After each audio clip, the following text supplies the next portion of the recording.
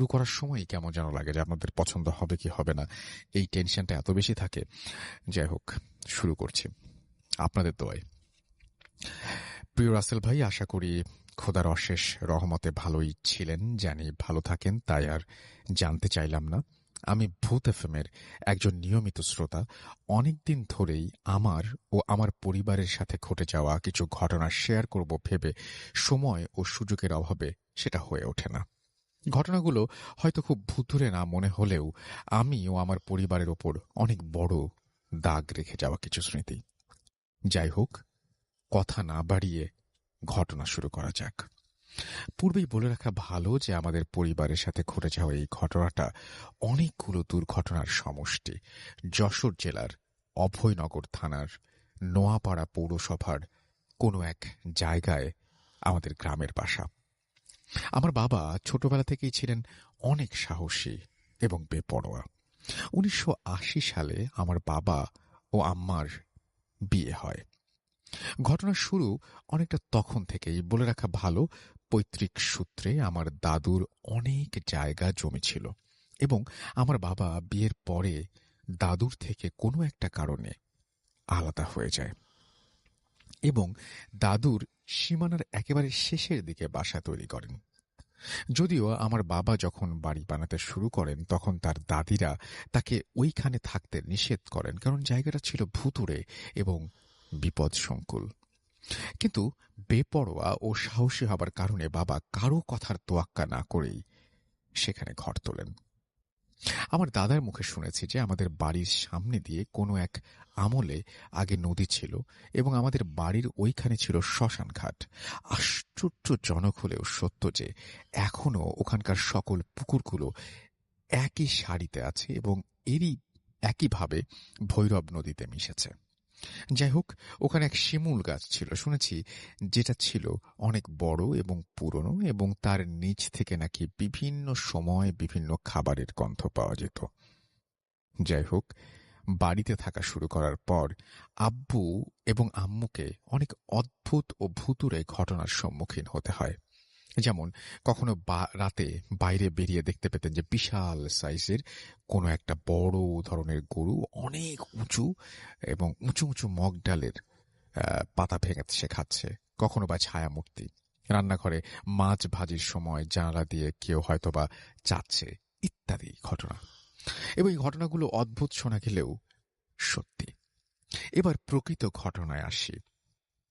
পূর্বে যা উল্লেখ করেছি, শিমুল গাছটি আমাদের অনেক ক্ষতি করত। যেমন ওটার নিচে পুকুরে ছায়া পড়ত, যে পুকুরে মাছ চাষের অন্তরায় হয়ে দাঁড়ায় এবং অনেকগুলো গাছের ও ক্ষতি করত। এরকম নানাবিধ কারণে স্থান সংকুলন করতে আব্বু সিদ্ধান্ত নিয়েছিলেন যে গাছটি কেটে ফেলবেন। কিন্তু বাবা যখন গাছটি বিক্রি করে দেন তখন এক রাতে সুবে সাদেকের দিকে তিনি উপলব্ধি করেন কে যেন তার জানালার কাছে এসে ভারী কণ্ঠে বলছে, গাছটি কাটিস না, তোর অমঙ্গল হবে। এই কথা শোনার পর এবং যেহেতু গাছটি ছিল অনেক পুরনো, তাই তিনি আমার দূর সম্পর্কের এক দাদু, যিনি পেশায় ফকির, তার কাছে যান এবং এই খবর নিতে যে গাছটি কাটলে কোনো ক্ষতি হবে কিনা। কিন্তু তিনি জানেন না যে তিনি জিনের মারফত জানতে পেরেছেন যে আশেপাশে আরো অনেক বড় বড় শিশু গাছ আছে, সুতরাং কোনো প্রবলেম হবে না। তিনি জানতে পেরেছেন জিনের মাধ্যমে এটা। যেই শোনা সেই কাজ, গাছটি কাটবার জন্য প্রস্তুতি নেওয়া শুরু হয়ে যায় এবং সেখান থেকে ঘটনার শুরু পরিবারের সাথে। বলে রাখা ভালো যে আমরা ছিলাম 2 ভাই 2 বোন। আমি সবার ছোট এবং আমি জন্মগ্রহণ করি নাই তখনও। আমার বড় ভাইয়ের বয়স ছিল মাত্র 8 মাস।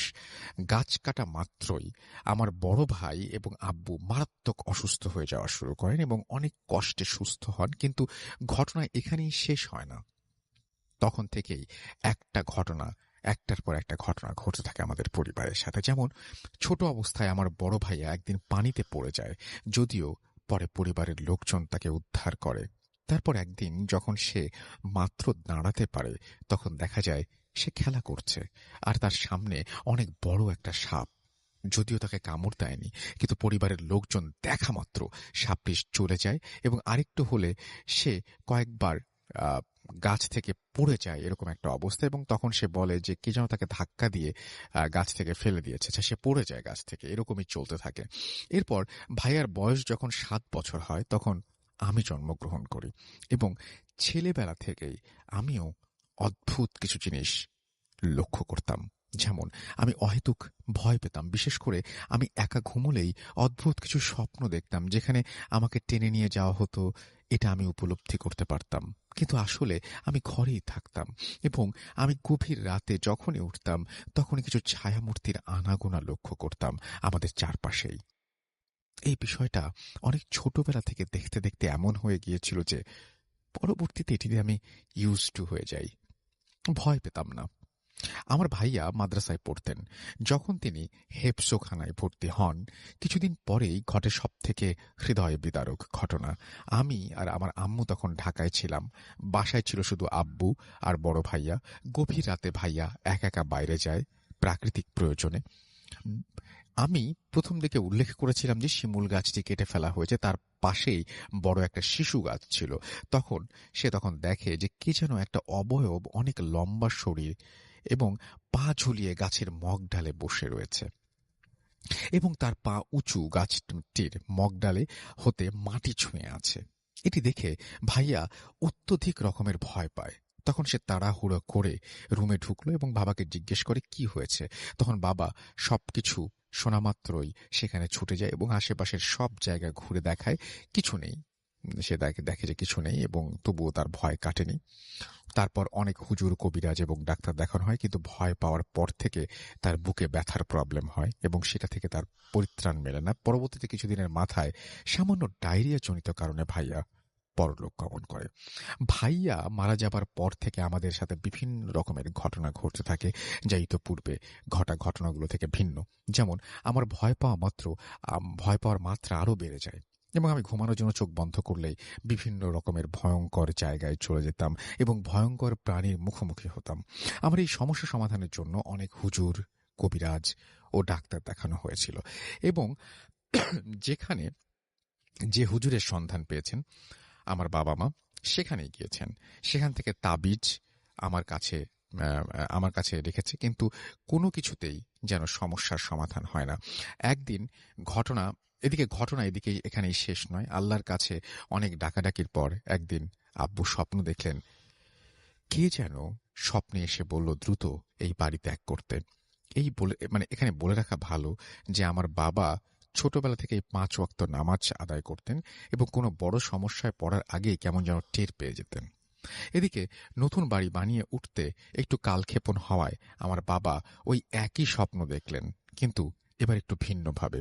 তিনি দেখলেন যে সাদা কাফন পরা কোনো এক লম্বা অবয়ব তাকে বলছে যে তুই বাড়ি ছাড়বি বলে ছাড়ছিস না, তোর অসুবিধা হবে। ঠিক তার পরদিনই আমার খেলাধুলার সময় পেটে তীব্র আঘাত পায় এবং দম নিতে না পেরে জ্ঞান হারিয়ে ফেলি আমি। তারপর থেকে আমার নানু বাড়িতে আমাকে পাঠানো হয় যতদিন পর্যন্ত বাড়ি তৈরির কাজ সম্পন্ন না হয়। এদিকে আমাদের নতুন বাড়ির কাজ সম্পূর্ণ হবার পর আমরা নতুন বাসায় উঠি, কিন্তু তাতে কি আমাদের ওপর এই নির্যাতন চলতেই থাকে। আরেকটা ঘটনা বলি। যখন আমার বড় কাকু বেঁচে ছিলেন এবং আমার বয়স 10-এর মতো, বাবা এক দাওয়াতে একা একা গিয়েছিলেন আমাকে কাকুর কাছে রেখে। তখন আম্মাও বাড়িতে ছিলেন না, অসুস্থ থাকায়। এদিকে বাবার ফেরার সময় তার বাসে একটা দুর্ঘটনার কবলে তিনি পড়েন এবং তার ফিরতে রাত 11টার মতো বাজে। আর যেদিন ঘটে এই ঘটনা, সেদিনই আর একটা অদ্ভুত ঘটনা ঘটছে। এসার পরপরই আমি শুনতে পাই আমার বাবা বাসায় এসে আমাকে ডাকছেন। দ্বিতীয়বার আমি আব্বু বলে চিৎকার করলে তিনি ডাক শোনেন, কিন্তু এইবার তিনি ডাক শুনেছিলেন আমাদের সেই পুরনো পরিত্যক্ত বাড়ি থেকে। সেদিন কি জানি কি ভেবে আমার বড় চাচু আমাকে একা না পাঠিয়ে বড় এক কাজিনকে সাথে পাঠায়, এবং তার সাথেই হয়তোবা ওই দিন আমি রক্ষা পেয়েছিলাম। বাসায় আসার পর আমাদের দুইজনেরই গা ছমছম করে ওঠে, এবং তৃতীয়বারের মতো আব্বু বলে ডাকলে এবার আর কোনো রেসপন্স পাই না আমরা। আমাদের এই অবস্থা শুনে আমার বড় চাচু আবার আমাকে তার কাছে ডেকে নিয়ে যায়, কারণ আমাদের বাসা এবং চাচুর বাসাটা প্রায় পাশাপাশি পড়ে। আব্বু 11টার দিকে আসলে চাচু সব কথা খুলে বলেন, এবং আব্বুও বলে যে এই মাত্র তিনি আসছেন এবং বাসায় না ঢুকে সোজা এইখানে চলে এসেছেন আমার সন্ধানে। এইরকম অদ্ভুত ঘটনা আমার সাথে অনেক ঘটেছে। তাছাড়া এখানে আরও বলে রাখা ভালো, যেহেতু পূর্বে আব্বু একদিন স্বপ্ন দেখেন কে যেন তাকে বলছে যে তুই 2 কলসি টাকা দিতে চেয়েছে, কিন্তু তিনি নেননি। আমাদের গ্রামে এমন টাকার স্বপ্ন অনেকেই দেখেছে, কিন্তু যেই বা নিতে চেয়েছে তার 2 সন্তান মারা গিয়েছে। যাই হোক, টাকা নিতে অস্বীকৃতি জানালে বাবাকে ওই জিনিসটা আমাদের পুরনো বাড়ির একটি রুম ভাঙতে নিষেধ করে এবং সেই রুমটি এখনো আছে এবং বাবা দেখে 2 কলসি টাকা ওইখানেই মুভ করছে মাটির ভেতর। আমি ছোটবেলা থেকে রাত করে পড়তে পারতাম না। নতুন বাড়িতে আসলেও যখনই জানালা দিয়ে ওই দিকে চোখ যেত তখনই দেখতাম ঘরের ভেতর গভীর রাত্রে আগুন জ্বলছে, কখনো বা কি জানি গলায় ফাঁস দিয়ে ঝুলে আছে ইত্যাদি। আমাদের নতুন বাড়িটার দূরত্ব এবং পুরনো বাড়িটা থেকে বেশি দূরে নয়, বড়জোর 80 থেকে 100 মিটার হবে।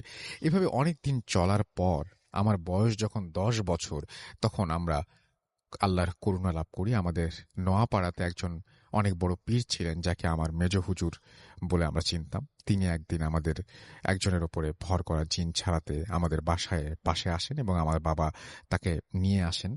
তিনি আব্বুকে কাছে ডেকে তদবির দেন। আমি ছোট থাকায় বুঝিনি, তবে আমাকে তিনি কয়েকটা উপদেশ দেন, যেমন 12 বছর পর্যন্ত যেন একা না থাকি, সন্ধ্যার পরে যেন বের না হই, 5 ওয়াক্ত নামাজ পড়ি, প্রতি সন্ধ্যায় 3 বার করে সূরা নাস, ফালাক ও ইখলাস পাঠ করি, সেই 3 বার না ডাকলে যেন রেসপন্স না করি, ইত্যাদি ইত্যাদি। আল্লাহর রহমত তারপর থেকে কোনো সমস্যা হয়নি। কিন্তু এখনো বাসায় গেলে কিংবা বাসার কিছু জায়গায় অন্ধকারে বেরোলে এখন আমার শরীর ভারী হয়ে ওঠে। আমাকে আমাদের বাসা বন্ধ দেওয়া হয়েছে কিনা বা কিছু করা হচ্ছে কিনা এই ব্যাপারে আমাকে কিছু জানানো হয়নি বা হয় না। তবে কয়েকদিন পূর্বে শুনলাম যে আমার আব্বু নাকি ভয় পেয়েছেন এবং 15 দিনের মতো জ্বরে আক্রান্ত ছিলেন তিনি।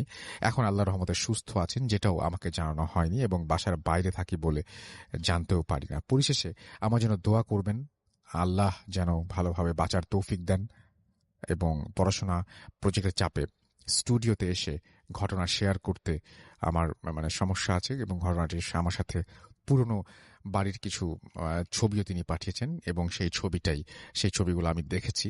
থ্যাংক ইউ সো মাচ, আপনাকে অনেক অনেক ধন্যবাদ এবং আশা করছি যে এই ঘটনাটা আপনাদের কাছে ভালো লেগেছে এবং এই ঘটনা যিনি পাঠিয়েছেন তার নামটা তিনি হয়তো বলতে চান কিনা, আচ্ছা তিনি মনে হয় নিষেধ করেননি কোথাও তার নামটা বলতে, আমি হয়তো নামটা বলে দিতে পারি এবং আমি তার নামটা বলছি। তিনি হচ্ছেন GM শাহিন হুসাইন। ওকে, তো এই ছিল ঘটনা এবং থ্যাংক ইউ সো মাচ এই ঘটনা পাঠানোর জন্য এবং আশা করছি যে ভবিষ্যতে আপনার কাছ থেকে ঘটনা পাবো। তবে একটু সাবধানে লিখবেন, অনেক জায়গাতেই লেখার অনেক কিছু মিসিং আছে। আমি রাসেল আছির সাথে আর শুরু হয়ে গেল ভূত এফএম। আপনাদের সবাইকে স্বাগত জানাচ্ছি ভূত এফএমে আজকে এবং যারা যেখানে আছেন আশা করছি যে আজকে যে স্টোরিগুলো আছে আমাদের কাছে সেগুলো শুনে আনন্দ পাবেন, ভালো লাগবে এবং এনজয় করবেন অনেক বেশি। চলে যাই ডক্টর আলিফের কাছে আবারও। আসসালামু আলাইকুম লিসনার্স, আমি ডক্টর আলিফ। আশা করছি আপনারা সবাই ভালো আছেন, সুস্থ আছেন। তো ঘটনা শুরু হয় 2017 সালের শেষের দিকে। টাঙ্গাইলের একজন পীর সাহেবের ঘটনা। পীর সাহেবের দরবার ছিল এবং প্রচুর লোকজনের আনাগানা ছিল সব সময়। মানুষজন আসতো বিভিন্ন সমস্যা নিয়ে তার কাছে, তিনি ঝাড়ফুঁক করে দিতেন। কোনো সময় গরিব লোকদের টাকা পয়সা দিয়ে সাহায্য করতেন, আবার সন্ধ্যার সময় তিনি তার মুরিদদের নিয়ে জিকির করতেন। বিভিন্ন সমস্যা নিয়ে তিনি আসা লোকদের ঝাড়ফুঁক করতেন ঠিক সন্ধ্যার পরপরই। তিনি সবসময় তার কাছে কাচের বোতল রাখতেন। যদি কোনো জিনে ধরা রোগী আসতো তার কাছে, তবে সেই জিনগুলোকে তিনি বোতলে ঢুকিয়ে ফেলতেন যদি জিনগুলো যেতে রাজি না হতো। ব্যাপারটা এমন ছিল যে সেই পীর জিনকে বলতেন চলে যেতে, যদি না যাইতো তাহলে মারধর করতেন। তখন কিছু জিন যেতে চাইলে চলে যেতে দিতেন, না যেতে চাইলে বলতেন চলে যান, এলে বোতলে ঢুকিয়ে ফেলবো। তো যারা যেতে চাইতো না তাদেরকে বোঝানোর সুযোগ না দিয়ে তিনি বোতলে ঢুকাতেন এবং সেই বোতল নিয়ে তিনি তার মুরিদদের দিয়ে মাটি চাপা দিয়ে রাখতেন। মুরিদ বলতে তার আশেপাশের অ্যাসিস্ট্যান্টদেরকে দিয়ে।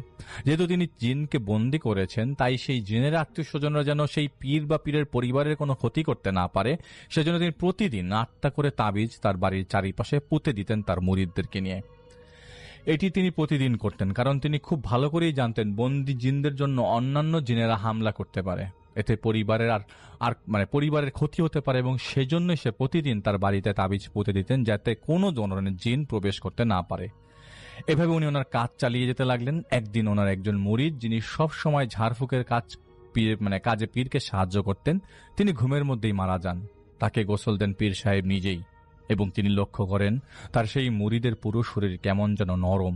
মৃত্যুর পর সাধারণত শরীর শক্ত হয়ে যায়, কিন্তু সেই মুরিদের শরীর ছিল একদম নরম, এবং তিনি এটা লক্ষ্য করলেন তার বুকের সবগুলো হাড় ভেঙে গেছে। তিনি দ্রুতই তার মুরিদের দাফন কাফন সম্পন্ন করে এবং বাসায় ফিরে তার বাড়িকে তিনি বরাবরের মতোই 8টা তাবিজ লিখে বন্ধ করিয়ে দেন। তখন ছিল আসরের সময়। সচরাচর তিনি এই কাজটি এশার পর করতেন।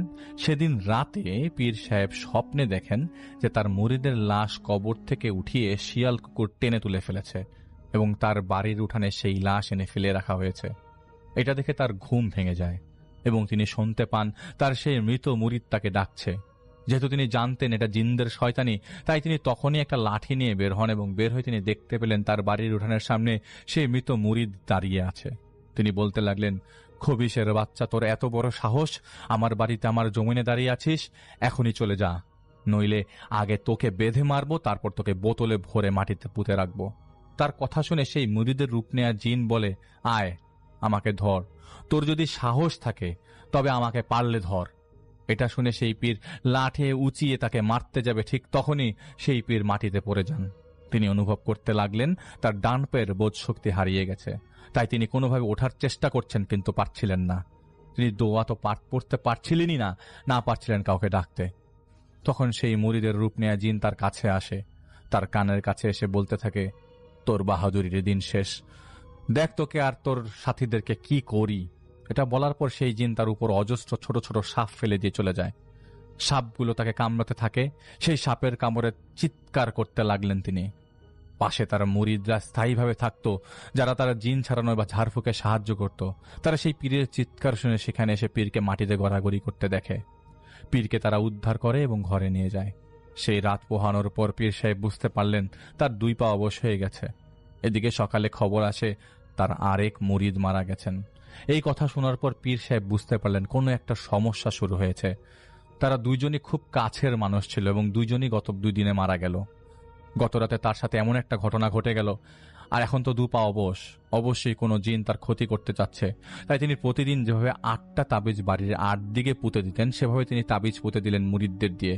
কিন্তু 8টির বদলে 16টি তাবিজ পুঁতে দেওয়া হলো, যাতে কোনোভাবে কোনো জিন না আসতে পারে এবং পরিবারের ক্ষতি করতে না পারে। এবং তার মুরিদদের নির্দেশ দিলেন এই খবর প্রচার করতে যে পীর সাহেব অসুস্থ, তাই কিছুদিন পীর সাহেবের সাথে কেউ দেখা করতে পারবে না, এটা চারিদিকে ছড়িয়ে দেওয়া হলো। সেদিন রাতে সেই পীর তার পরিচিত একজন আলেমের কাছে গত রাতে ঘটনা এবং পরপর 2 দিনে তার 2 জন মুরিদের মারা যাওয়ার ব্যাপারে আলাপ করলেন। পীরের পরিচিত সেই ব্যক্তি ফোনে তাকে বলেন, যেহেতু আপনি জিনকে বোতলবন্দি করেছেন, তাই হয়তো কোনো জিন আপনার ক্ষতি করার চেষ্টা করছে, তাই আপাতত সাবধান থাকুন।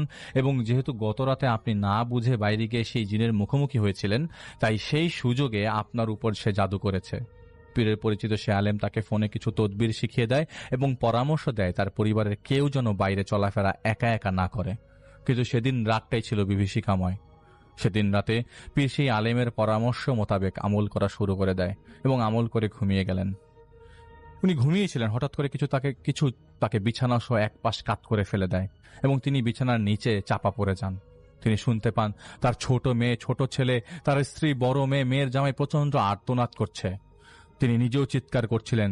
তখন তিনি শুনতে পান কেউ টেনে হিচড়ে তার পরিবারের সদস্যদের তার বাড়ির ডাইনিং রুমে এনে বসিয়ে দিয়ে বলেন, একদম চুপ হয়ে বসে থাক তোরা, না হলে তোদের জবাই করে ফেলে দিব, তোদের বাড়ির পাশের পুকুরে ফেলে রাখবো।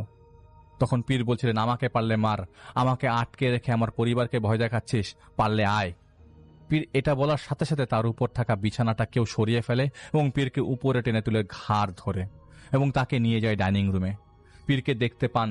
পীর দেখতে পান তার পরিবারের সবাই সেই ঘরের কোনো একটা কোণে বসে আছে। তখন পীর দেখতে পেলেন অজস্র কালো কালো ছায়া মূর্তি তাদের ঘিরে রেখেছে। তাদের চোখগুলো ছিল লাল, পুরো ঘরটা যেন গরম। পীর ভয় পেয়ে গেল।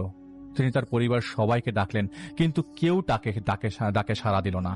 তিনি শুনতে পেলেন একটা কালো ছায়া মূর্তি তার পরিবারকে বলছে, এই তোরা কাঁদিস না, এই নে শাবল কোদাল, ফুঁড়ে ফেল তোদের বাবার কবর। পীর মরে গেছে, ওকে মাটি দিতে হবে। গরমে ফুলে গেছে তোদের বাবার শরীর, পচতে শুরু করেছে, দিন হওয়ার আগেই মাটি দিয়ে দে, নইলে মানুষজন জেনে যাবে পীর তো মরেই গেছে, পচেও গেছে। তখন সবাই ছিছি করবে, দাফন দিতে কেউ আসবে না কাছে গন্ধে, তোদেরকেই দাফন কাফন করতে হবে। পীর তাজ্জব হয়ে শুনতে লাগলেন এবং চিৎকার করে তার ছেলে মেয়েদেরকে, মেয়ের জামাইকে ডাকতে লাগলেন, এই তোরা এগুলা শুনিস না, আল্লাহর ডাক, আল্লাহ আয়াতুল কুরসি পড়। ঠিক এই কথা যখনই তিনি বললেন, তিনি ঠিক তখনই বুঝতে পারলেন তিনি তো কথা বলছেন ঠিকই, কিন্তু কোনো শব্দ তার মুখ থেকে বের হচ্ছে না।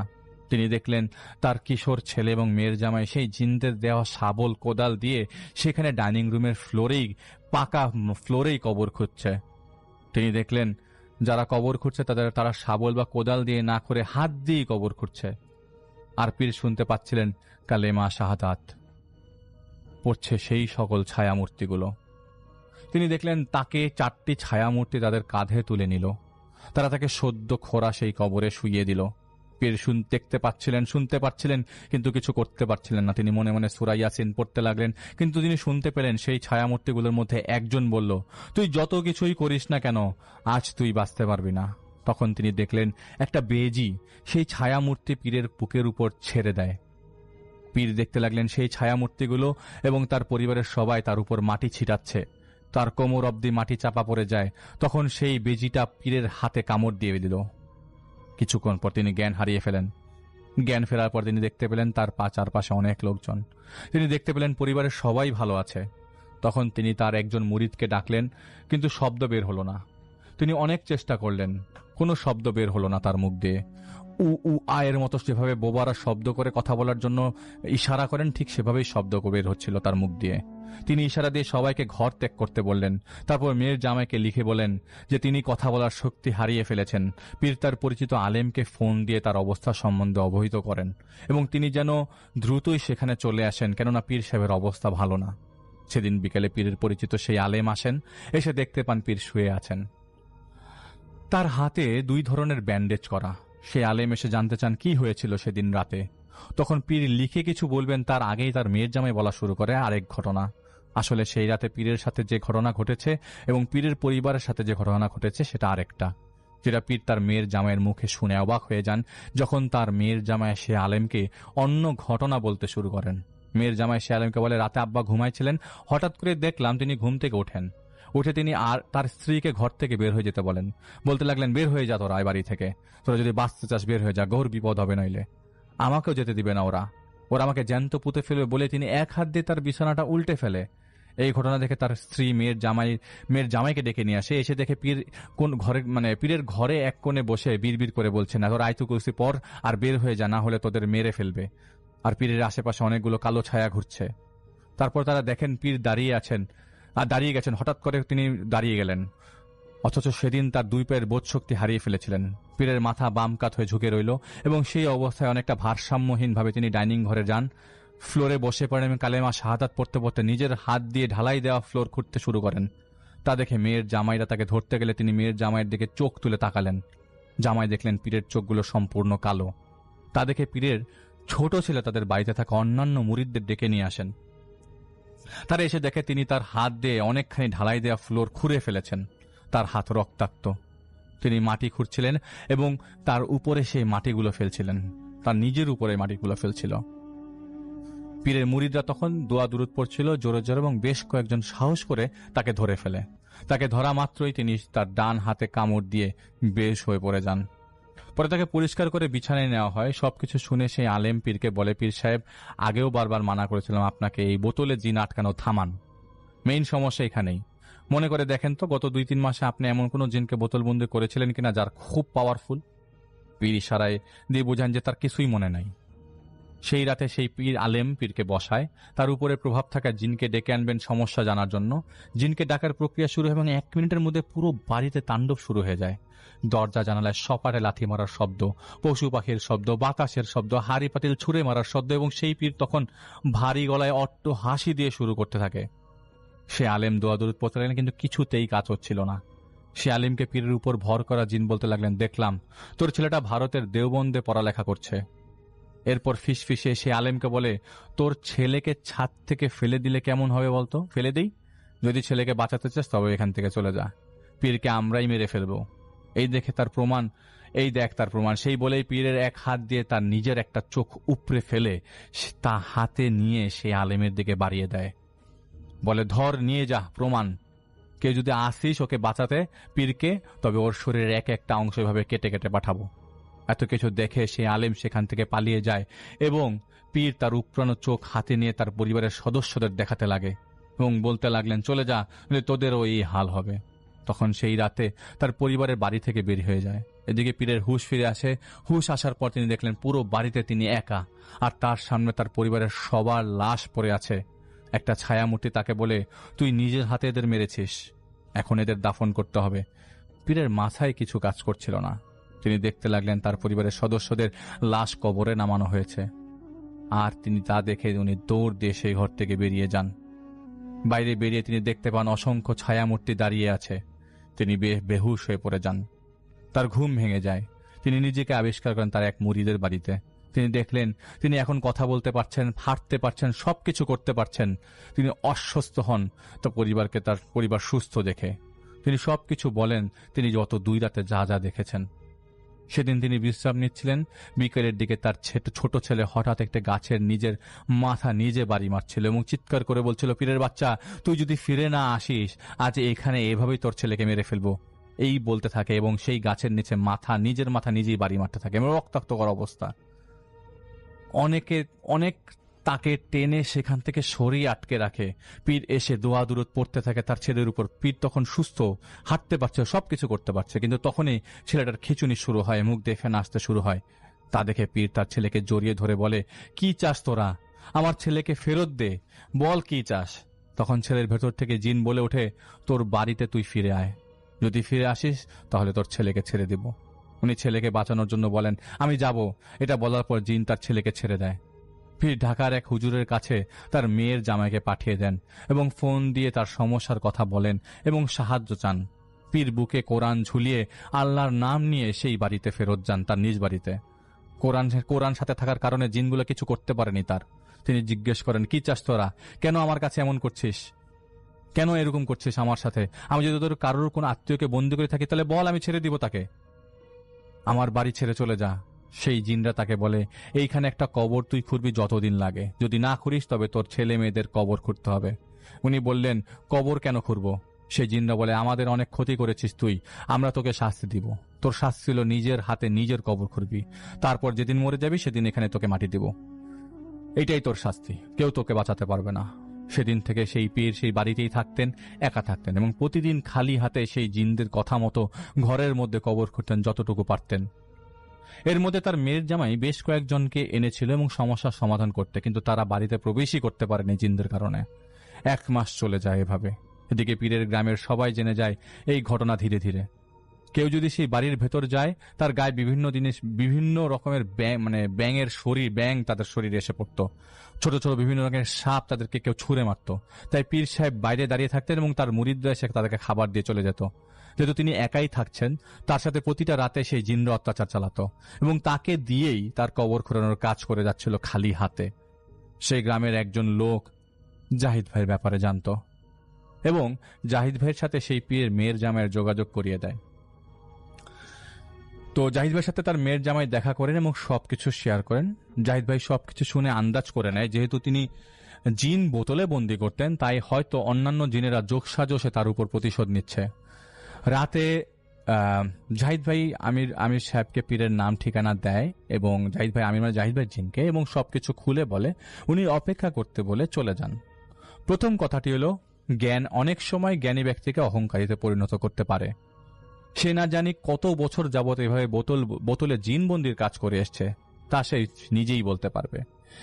যেই আসতো তাকেই বোতলে ভরে ফেলতো, এটা ছিল তার জ্ঞানের অপব্যবহার। সে জানতো কোনো একদিন বড় বিপদ হবে, আজ তাই হয়েছে। তার বন্দী করা জিনদের আত্মীয় স্বজনরা বেশ কয়েকবার চেষ্টা করেছে তার উপর হামলা করতে, কিন্তু বন্দী স্বজনদের উদ্ধার করতে, কিন্তু তার তাবিজ প্রতিদিন পুতার কারণে তারা পারত না। তাই তারা তার চেয়ে বেশি শক্তিশালী বেশ কয়েকজন জিনের সাহায্য নেয়। তারপরও কাজ না হয় তারা বেদুইন জিনদের কাছে যায়, যারা মরুভূমিতে বাস করে দল বেঁধে।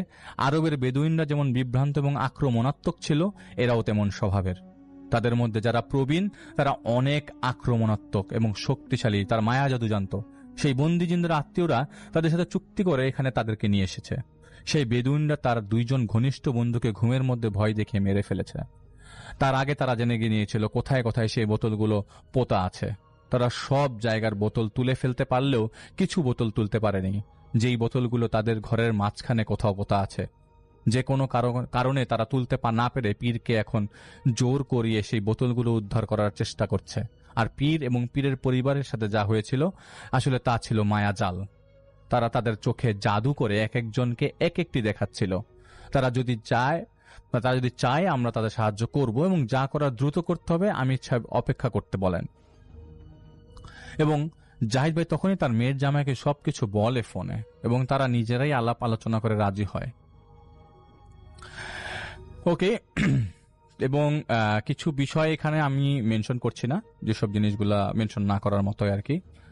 তো জাহিদ সাহেবের আমির সাহেবকে তাদের রাজি হওয়ার কথা বলার পর জাহিদ ভাইকে বলেন যে একদিন পর চলে যেও, তুমি আসো এখানে। এবং জাহিদ ভাইয়ের আমির বলে যে তুমি রোজা রাখবে সেদিন, তোমাকে একাই যে সেই পীরের বাড়ি থেকে বের করে আনতে হবে। জাহিদ ভাইয়ের আমির তাকে বলছে, এবং জাহিদ ভাই বলে আমি যদি একা যাই তবে তো আমার ক্ষতি করতে পারে। তো জাহিদ ভাইয়ের আমির বলেন যে তোমাকে একাই যেতে হবে, শরীর বন্ধ করে যাবে, মন শক্ত রেখে যাবে, সেই পীরকে বের করে আনতে হবে। তিনি জাহিদ ভাইকে কিছু জমজমের পানি দেন এবং একটা ছোট্ট বোতলে দেন এবং বলে দেন সেখানে যাই কিছু হোক না কেন জাহিদ ভাইকেই বের করে আনতে হবে। ওই পীর সাহেবকে রাত হলে উনি আসবেন এবং তার সাথীদের নিয়ে। তো জাহিদ ভাই একদিন পর সেখানে যায়, তার পরিবারের সাথে কথা বলে। আগেও জাহিদ ভাই বলেছেন যে জাহিদ ভাই যা বলেছিল যে জাহিদ ভাই দেখলে বোঝে মানুষের অবস্থা কি, সেই এলাকার অবস্থা কি, সেই বাড়ির অবস্থা কি। কারণ যেই ধরনের কাজ জাহিদ ভাই করে তা দেখলে মনে হবে জাহিদ ভাইকে দিয়ে হবে না এটা।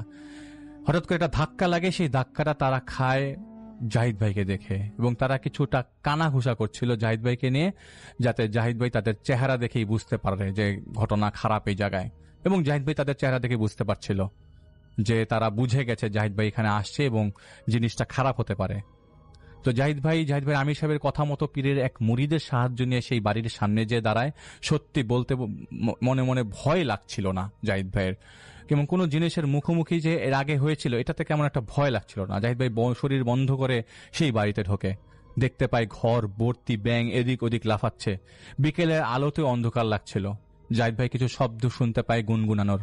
জাহিদ ভাই অনুভব করছিল কিন্তু ভয় পাচ্ছিল না, এবং ঘরের ভেতর ঢুকে দেখে যে পীর সাহেব বসে আছে, কালো টি শার্ট লুঙ্গি পরে চেয়ারে হেলান দিয়ে কি যেন পড়ছে। জাহিদ ভাই ডাকলো, পীর সাহেব, আমি জাহিদ, ঢাকা থেকে এসেছি, আপনাকে এখান থেকে আমার সাথে যেতে হবে। উনি উত্তর দিলেন না। জাহিদ ভাই পীর সাহেবকে বলে, আবার ডাক দিলে তিনি বলেন, কাকে আপনি কি কাউকে চাচ্ছেন? তো জাহিদ ভাইয়ের পরিচয় দিয়ে আবার বলে, আমি আপনাকে নিয়ে যেতে এসেছি। উত্তর এলো, তুমি ভুল জায়গায় এসেছ, পীর এখানে নেই, সে চলে গেছে। জাহিদ ভাই ততক্ষণে বুঝে গেছে যে জাহিদ ভাইয়ের আমির সাহেব বলেছিল যে এখানে একাই সবকিছু বের করতে হবে পীরকে, কারণ পীরকে তারা বশ করে রেখেছিল। তো জাহিদ ভাই জানতে চাইল, পীর তাহলে কোথায়? উত্তর আসে, পীর নরকের আগুনে পুড়ছে। এই সময় জাহিদ ভাই খেয়াল করলো সেই ঘরের পরিবেশটা বেশ ভারী হয়ে উঠছে।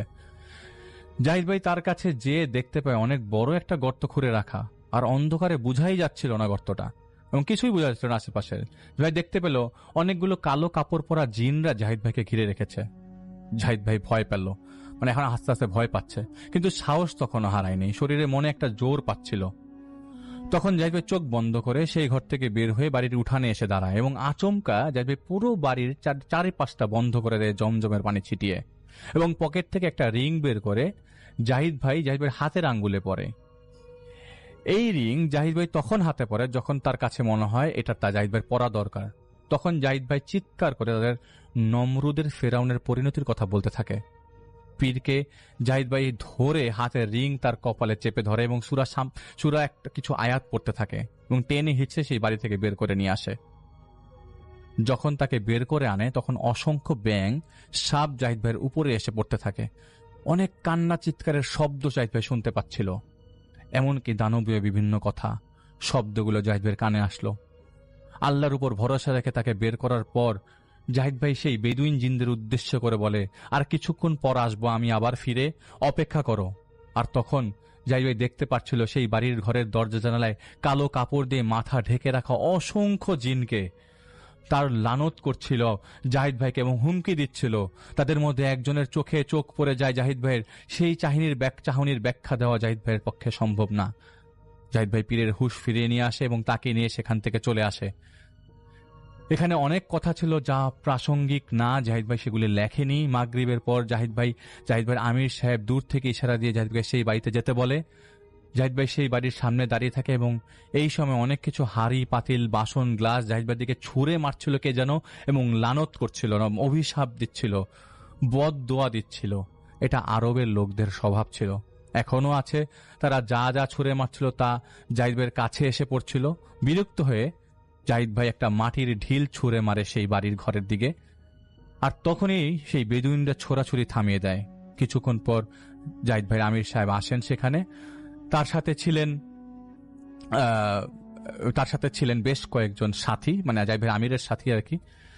তো জাহিদ ভাইকে কোরআন শরীফ হাতে দিয়ে কিছু নির্দেশনা দিয়ে দেওয়া হয় এবং জাহিদ ভাই সেই ঘরে প্রবেশ করে। যখনই আমির সাহেব তাদের সাথীদের নিয়ে প্রবেশ করেন তখনই যেভাবে বানর আর হনুমানরা হু হু করে শোরগোল করে সেভাবে শোরগোল শুরু করে দেয় তারা। জাহিদ ভাইয়ের আমির সাহেবের সাথে যারা ছিল তাদের মধ্যে একজন এগিয়ে এসে বললেন, একটা সূরার মতো মানে দুয়ার মতো বলল, জিনদের ভাষায় এর মানে হলো হুকুম দিচ্ছি চুপ হয়ে যাও।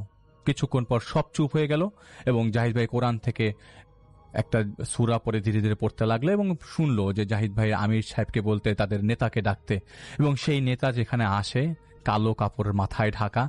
জাহিদ ভাই শুনছিল আমির সাহেব সেই জিনদের নেতাদের কথা, এখান থেকে যেতে হবেই এবং আপনার সাথে কোনো রকমের আলোচনা করা হবে না, কোনো ধরনের নেগোসিয়েশন হবে না। যদি আপনারা যেতে না চান তাহলে সসম্মানে যেতে না চান তাহলে যা হবে তার জন্য কোনো দায়ভার আমরা নিতে পারবো না। আপনি সীমানা রেখার নিয়ম কানুন ভঙ্গ করে এখানে এসে ইনসানের ক্ষতি করছেন। তো সেই বেদুন্যতা বলে, আমরা এসেছি চুক্তির মাধ্যমে এবং সেই চুক্তি মূল্য তারা পরিশোধ করেছে, আমাদের তাদের স্বজনকে মুক্ত করতে হবে, এর ব্যতীত আমরা যাব না। আমির সাহেব তখন বলেন, আচ্ছা তাহলে একজনকে বাড়ির বাইরে পাঠিয়ে দিন, পরিস্থিতির বিবেচনা করে আসুক এবং যারা চুক্তি দিয়েছে তাদেরকে নিয়ে আসুক। বেদুইন নেতার নির্দেশে একজন বাইরে যায় এবং যে সাথে করে চুক্তি যারা করেছিল তাদের নিয়ে আসে। জাহিদ ভাই শুনতে পায় আমির সাহেবকে বলতে, এখনই এই চুক্তি বাতিল করো বেদুইনদের সাথে, তোমাদের স্বজনদের আমরা খুঁজে বের করে মুক্তি দিয়ে দিব। তোমাদের স্বজনদের নিয়ে কারোর ক্ষতি না করে এক নিঃশ্বাসে যত দূর পারো ততটুক অঞ্চল, মানে ততটুক দূরে চলে যাও, একে প্রবেশ করতে পারবে না এর ভেতরে। মানে যদি তারা এক নিঃশ্বাসে 1 কিলোমিটার দূরে যেতে পারে তবে সেই দূরত্ব পর্যন্ত তারা আসতে পারবে পরবর্তীতে, এর বেশি আসতে পারবে না। তো জাহিদ ভাই তার প্রসিডিউর শেষ করে ততক্ষণে এখানে অনেক কথা হয়েছিল যা লেখা সম্ভব হয়নি। 6 ঘন্টা ধরে আলাপ আলোচনার পর বেদুইন নেতা চলে যায়। বেশ কয়েকজন রকচটা বেদুইন জিন যেতে না চাওয়ায় তাদের উপর জমজমের পানি ছেটানো হয় এবং সেই রাতে সেই বাড়ি থেকে বেদুইনরা চলে যায়। পরদিন থেকে সেই পীরের তার বাসায় আর কোনো ধরনের সমস্যা ছিল না। বেদুইনরা চলে যাওয়ার পরদিন সন্ধ্যার পর জাহিদ ভাই এবং জাহিদ ভাই আমির সাহেব সেই বাসায় ঢুকে পীরের মেয়ের জামা এবং 2 জন মুরিদকে নিয়ে জাহিদ ভাই আমির সাহেবের নির্দেশ মোতাবেক আরো 6 ফুট গর্ত করে 34টি বোতল পাওয়া যায়, যার মধ্যে 7টি ভাঙা ছিল। সেই বোতলগুলো তুলে বড়ই পাতা সিদ্ধ পানি দিয়ে ধুয়ে রেখে দেওয়া হয় এবং জাহিদ ভাইয়ের সামনেই এখানে আরো কিছু প্রসিডিউর শেষ করে কিছু জিনিস পরে 90 বার ফু দেওয়া হয় এবং রাত 3টার দিকে বোতলবন্দি জিনদের আত্মীয়রা আর ক্ষতি করবে না এবং ক্ষতির ষড়যন্ত্র করবে না এই বিশ্বাস দিয়ে বেদুইনরা সেই বাড়ির ভেতর থেকে 8টা বড় গর্ত খুঁড়েছিল পীরকে দিয়ে, সেই গর্তগুলো ভরিয়ে দেওয়া হয় এবং 10-12 দিন পর পীর সাহেব তার পরিবার সহ সেই বাড়িতে ফিরে আসে এবং সেই আগের মতো তিনি তার দরবার খুলেন এবং তার পরিচালনা শুরু করেন। কিন্তু তফাৎ ছিল একটাই, তিনি আর কোনো রকম ঝাড়ফুঁক করতে পারবেন না এবং করবেন না। পীর জানতো যে একদিন তার ক্ষতি হবে, কারণ জিনদের বন্দি করবে আর তার স্বজনরা বসে থাকবে এমন তো হবে না। তাই সেই প্রতিদিন তাবিজ পুঁতে দিত এবং জাহিদ ভাইয়ের এই কাহিনীগুলোকে বাঁচার জন্য আর কি। তো এইটাই ছিল ঘটনা। জাহিদ ভাই ওনার কাজটা করে দিয়েছেন এবং আপনাদের সবাইকে বলছি জাহিদ ভাই কি করেন আপনাদের কাছে কুফরি মনে হলে কুফরি আর সাহায্য মনে হলে সাহায্য। তো আপনাদের সবাইকে বলছি যে এটা একটা নিছক ঘটনা হিসাবেই নিন আপনারা।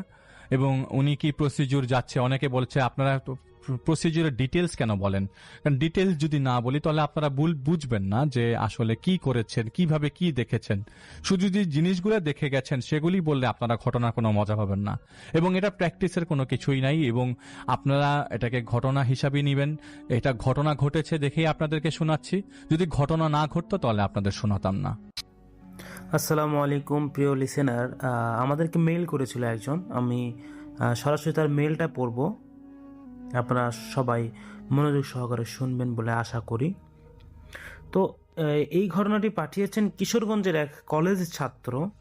তিনি নিজেই বলেছেন ঘড়ির কাঁটা তখন 3:17 ছুঁয়েছিল। তখন থেকে তার জীবন একেবারে বদলে গিয়েছে।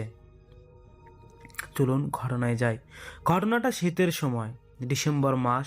তিনি পড়াশোনার জন্য শহরের এক বাসা ভাড়া নিয়েছিলেন। বাসাটা ছিল পুরনো ধরনের, লম্বা করিডর, কাঠের দরজা আর ছাদের উপর পানির ট্যাঙ্ক।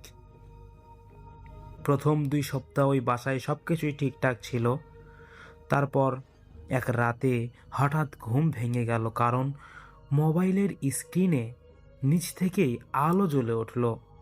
সময় দেখাচ্ছে 3:17 AM। তিনি ভাবলেন হয়তো নোটিফিকেশন এসেছে কোনো, কিন্তু না, কোনো কল, কোনো মেসেজ, কোনো নোটিফিকেশন, কিচ্ছু নাই। স্ক্রিন আবার একা একাই নিভে গেল। তিনি চোখ বন্ধ করলেন, ঠিক তখনই ছাদের উপর থেকে কিছু টেনে নিয়ে যাওয়ার মতো শব্দ আসছে, মানে ঘষে ঘষে কিছু গেলে বোঝা যায় না, ঠিক তেমন। যেন ভারী কিছু ধীরে ধীরে টানা হচ্ছে। তিনি উঠে বসলেন, শব্দটাও থেমে গেল। নিজেকে বুঝালেন বিড়াল হবে, কিন্তু আবার একই শব্দ, আবার সেই কিছু টেনে নিয়ে যাওয়ার ঘষে যাওয়া কিছু শব্দ। এবার মনে হলো শব্দটা ছাদের এক প্রান্ত থেকে আর এক প্রান্তে যাচ্ছে। হঠাৎ আমার দরজায় ঠক করে উঠল। কিছু একটা তার ঠিক মাথার উপর পড়ল।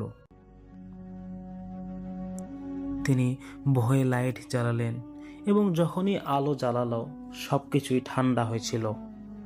পরের দিন দারোয়ানকে জিজ্ঞেস করলেন।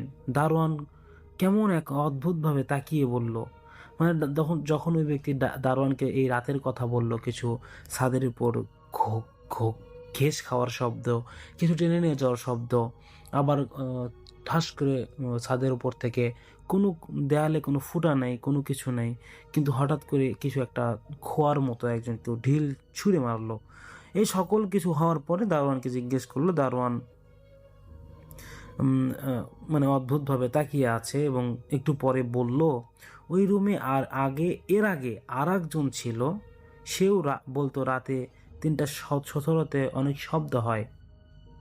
তারপর আমি জিজ্ঞেস করলাম। দারোয়ান আবারও বলল ধীরে ধীরে, সে একদিন ছাদে উঠছিল, কি হচ্ছে, কিসের শব্দ এটা দেখতে। তারপর সেই ব্যক্তি উপর থেকে আর নামেনি। সেই রাত তিনি ঠিক করলেন আজ জেগে থাকবেন। 3:16 আর 1 মিনিট বাকি। যখন 3:17, মোবাইলে আবার নিচ থেকে আলো জ্বলে উঠল। এবার স্ক্রিনে শুধু একটা লাইন, উপরে আসো, ছাদে আসো।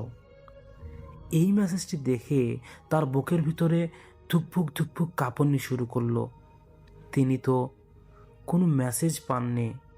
হঠাৎ দরজায় হালকা আঁচড়ানোর শব্দ, যেমন দরজায় আপনার দরজা নাই, ওই দরজায় যখন আপনি নখ দিয়ে, বড় নখ দিয়ে আঁচড় কাটবেন, এরকম শব্দ।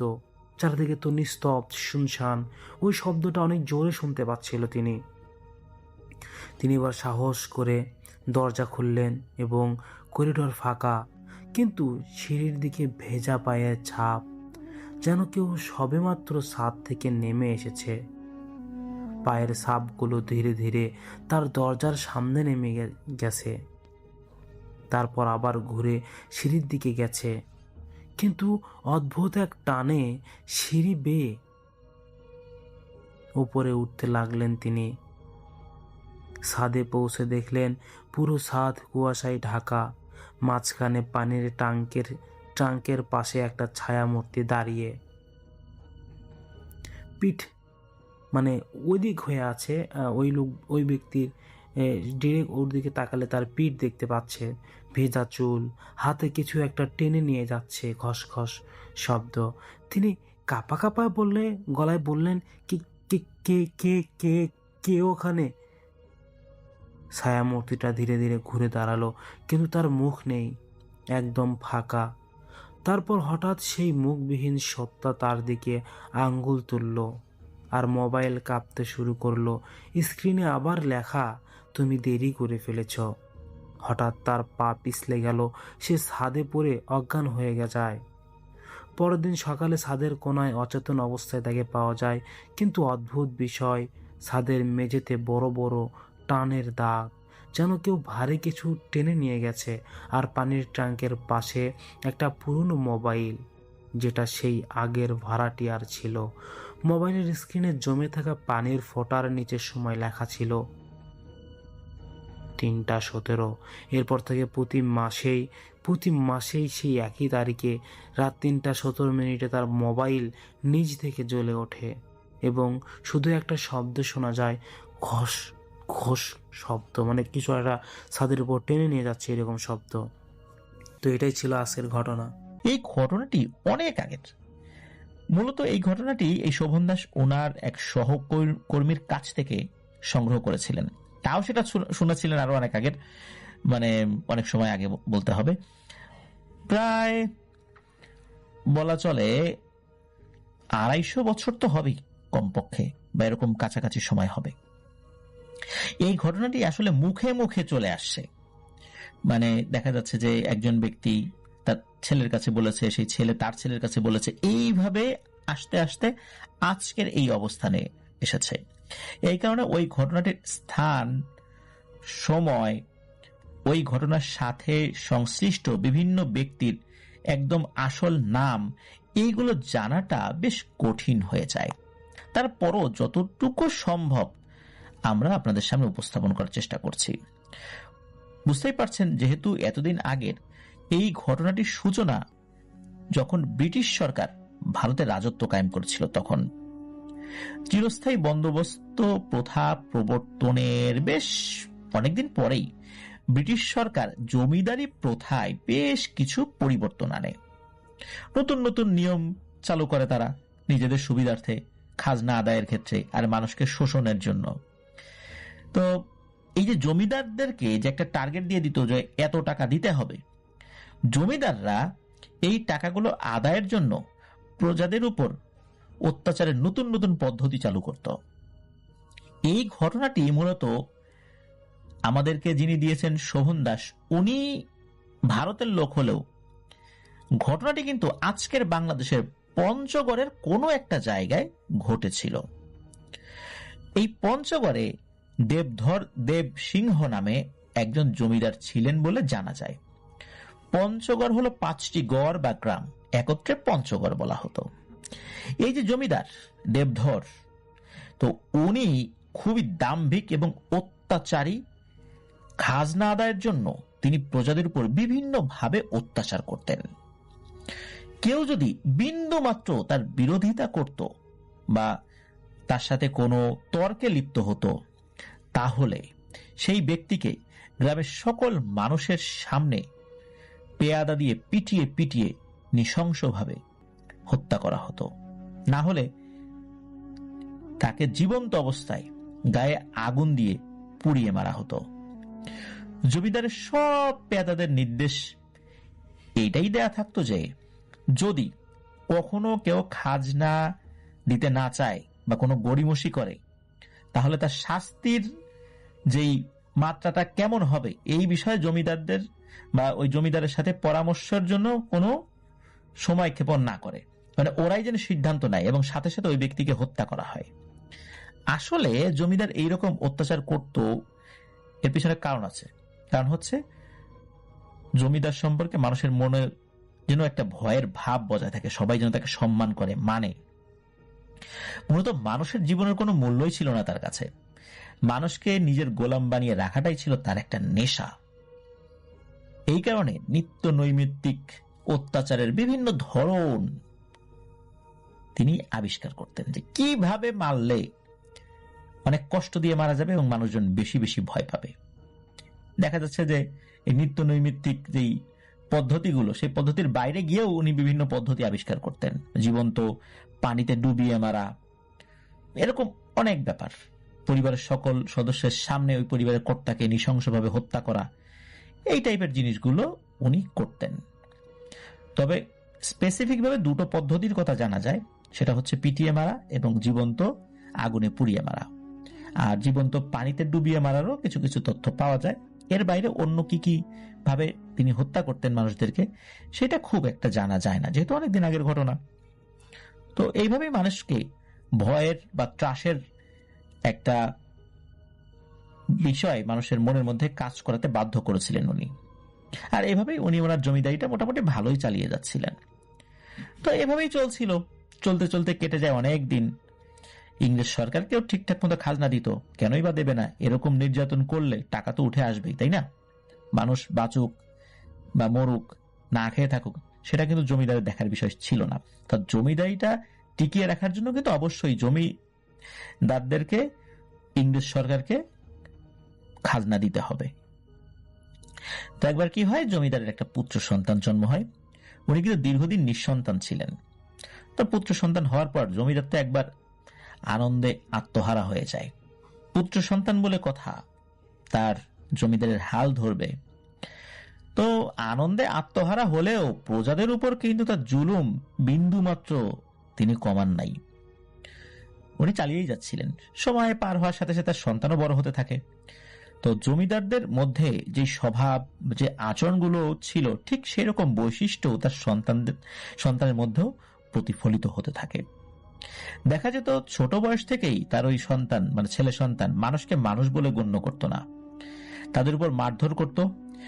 আর কখনো কখনো ওই বয়সে, ছোট বয়সে কোনো মানুষকে হত্যার নির্দেশ দিত এবং তার সামনেই হত্যা করতে হতো। তো শিশু বয়সেই সে এই ধরনের মারাত্মকভাবে নৃশংস হয়ে ওঠে। তবে তার এই নৃশংস ভাব দেখে তার বাবা কিন্তু বেজায় খুশি হতো, কারণ উনি চিন্তা করতেন যে যাক, আমার ছেলেটা আমার কাছ থেকে ঠিক শিক্ষাটাই পাচ্ছে, আমার পরে সেও একজন দুর্দণ্ড প্রতাপশালী এক জমিদার হবে। আর দুর্দণ্ড প্রতাপশালী জমিদার না হলে এই জমিদারি তো টিকবে না, তাই না? তো সে কিন্তু খুশি হতো, ছেলেকে উৎসাহ দিত, আর তার উৎসাহে ছেলে আরো মারাত্মক হয়ে উঠল। এইভাবে ছেলেকে খুবই নৃশংস এবং অত্যাচারী হতে এই জমিদার সাহায্য করেছিল। তো যখন সন্তান যৌবনে পদার্পণ করে, তখন অজানা কোনো এক রোগে এই জমিদারের ছেলে, যুবক ছেলে শয্যাশায়ী হয়ে পড়ে। সে সময় চিকিৎসককে হাকিম বলা হতো। জমিদারের যে পারিবারিক হাকিম ছিল, তাকে দিয়ে চিকিৎসা করানো হতে থাকে, কিন্তু অবস্থার কোনো পরিবর্তন আসে না। জমিদার আশেপাশের গ্রামের আরো অনেক ভালো হাকিমকে এনে তার ছেলের চিকিৎসা করিয়েছিলেন, কিন্তু কোনোভাবেই ছেলেটা সুস্থ হতে পারছে না। যতদিন যাচ্ছে ততই ছেলেটা শুকিয়ে একদম শীর্ণকায় হয়ে যাচ্ছে। একটা পর্যায়ে হাঁটা চলার শক্তিও হারিয়ে ফেলে, সবসময় বিছানায় পড়ে থাকে। এদিকে জমিদারের যে স্ত্রী ছিল, সে তো ছেলের এই অবস্থা দেখেই অনেক কান্নাকাটি করতে থাকে, আর জমিদারকে বলে যেভাবেই হোক তুমি আমার ছেলেকে সুস্থ করার ব্যবস্থা করো। এখন জমিদার তো গভীর চিন্তায় পড়ে যায়, মনে মনে ভাবতে থাকে এত হাকিম কবিরাজ দিয়ে চিকিৎসা করালাম, তবুও ছেলেটা কেন সুস্থ হয় না। আর কোনো কারণে কোনো সমস্যা হয়ে গেলে তার এই জমিদারি কে দেখবে? তো জমিদার ছেলেকে নিয়ে খুবই দুশ্চিন্তায় পড়ে যায়। তবে এই সমস্ত ঝামেলার মধ্যে প্রজাদের উপর অত্যাচারের মাত্রাটা সামান্য কিছু কমে এসেছিল আর কি। তো জমিদার নিজের হাকিমকে একদিন ডেকে পাঠালেন, তার ছেলে সুস্থ না হওয়ার কারণ জানতে চাইলেন তার কাছে। তখন সেই হাকিম জমিদারকে বললেন যে হুজুর, আমি যে বিদ্যা জানি সেটার মাধ্যমে যত রকম চিকিৎসা করার পদ্ধতি আমি জানতাম সবই আমি ব্যবহার করেছি, কিন্তু কোনোভাবেই আমি তাকে সুস্থ করতে পারছি না। এই রোগটা আমার কাছে একেবারেই অজানা। আর আমি যেহেতু পারি নাই, আমার মনে হয় না অন্য কোনো জমিদার যারা আছে, যে জমিদারি তালুক রয়েছে, ওই সমস্ত জায়গায় আমার মতো কোনো হেকিম রয়েছে যারা এই রোগের চিকিৎসা করতে পারবে। কেউ পারবে না। এখন সমাধান কি? জমিদার বলেন যে একটা সমাধান তো বলেন, কি হতে পারে? তখন জমিদার কাছে ওই হাকিম বলে ওঠে, এটা হাকিমি বিদ্যা দিয়ে ভালো হবে না, এটা মনে হচ্ছে অন্য কিছু। আপনি একজন ভালো তান্ত্রিককে দেখান। ওনারা যেহেতু হিন্দু ছিলেন, ওনারা তান্ত্রিক পুরোহিত, এদের কাছে তো যাবেন স্বাভাবিকভাবে। তো হাকিমের কথা মতো ওই জমিদার তান্ত্রিক খোঁজা শুরু করেন। তো বেশ কয়েক গ্রাম পরে জমিদারের পেয়াদারা এক তান্ত্রিকের সন্ধান পায় এবং খুঁজতে খুঁজতে সেই তান্ত্রিকের বাড়িতেও যায় আর সব কথা সবিস্তারে জানায়, আর তাদের সাথে জমিদারের বাড়িতে যেতে অনুরোধ করে। এই তান্ত্রিক আবার ছিল খুবই বদমেজাজি, এও ছিল বেশ দাম্ভিক। সব কথা শুনে সেই তান্ত্রিক বলে, আমি টাকা ছাড়া কোনো কাজ করি না, কত টাকা দেবে তোদের জমিদার? তখন এক পেয়াদা বলে ওঠে, টাকা নিয়ে আপনাকে কোনো চিন্তা করতে হবে না, জমিদারের অনেক টাকা আছে, আপনার যত টাকা দরকার পেয়ে যাবেন, কিন্তু ছেলেকে সুস্থ করতে হবে। যেহেতু সেই তান্ত্রিক ছিল খুবই বদমেজাজের, উগ্র স্বভাবের, আর এমন উগ্র স্বভাবের ছিল যে সবাই তাকে ভয় পেত, সে কাউকে ভয় পেত না। আর এই কারণে ওই তান্ত্রিক ওদেরকে বলে ওঠে, আমি তোদের সাথে কোথাও যাব না, প্রয়োজনটা আমার না, প্রয়োজনটা তোদের জমিদারের। তোদের জমিদারের খাইও না, আমি পড়িও না, আর তোদের জমিদারির এলাকায় আমি বসবাস করি না। তোদের জমিদারকে আমার কাছে আসতে বল। তো এই কথা শোনার পর পেয়াদারা তো ফেরত গিয়েছে। ফেরত গিয়ে ওই তান্ত্রিক কি বলেছে এগুলো তো বলতে ভয় পাচ্ছে, কারণ জমিদারকে সে ওইখানে যেতে বলছে। তারপরও জমিদার বারবার বলছিল, এই ওটা তান্ত্রিক পাইছো, কি বলছে? তখন তারা শোনায় যে আপনাকে যেতে বলছে ওইখানে, এবং এটাও বলছে সে আপনার খায়ও না পরেও না, সুতরাং আপনার বাড়িতে যেতে সে বাধ্য না। এ কথা শুনে জমিদার তো খুব রাগে ফুলে ফেপে ওঠে, মনে মনে ভাবে, আমি জমিদার, আমার ভয়ে সবাই কাঁপে, আর কোথাকার কোন তান্ত্রিক ফান্ত্রিক আমাকে অসম্মান করে এরকম কথা বললো, দাঁড়া তোকে আমি শিক্ষা দিব।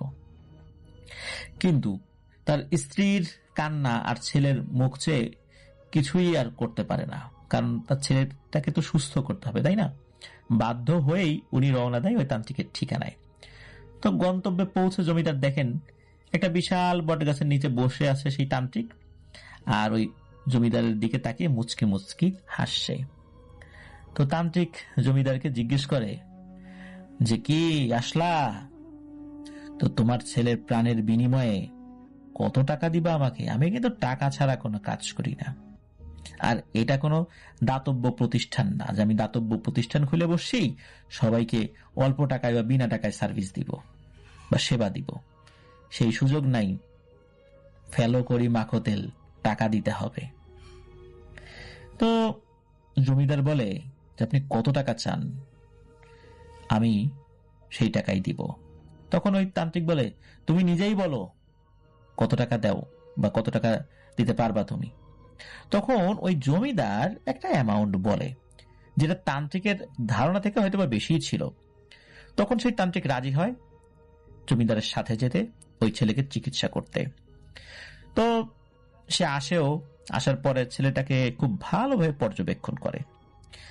তবে পর্যবেক্ষণ করার পর ওই তান্ত্রিক জমিদারকে বলে, না রে, আর বেশি দিন না, এই ছেলেটা আর সর্বোচ্চ 10 দিন হয়তো বা বাঁচবে, এর বাইরে কোনোভাবেই ছেলেটা বাঁচবে না। এই কথা শুনে ওখানে উপস্থিত জমিদার স্ত্রী তো খুবই কান্নাকাটি শুরু করে দেয়। তো জমিদার তান্ত্রিককে যেভাবেই হোক ছেলেকে বাঁচানোর জন্য অনেক অনুরোধ করতে থাকে।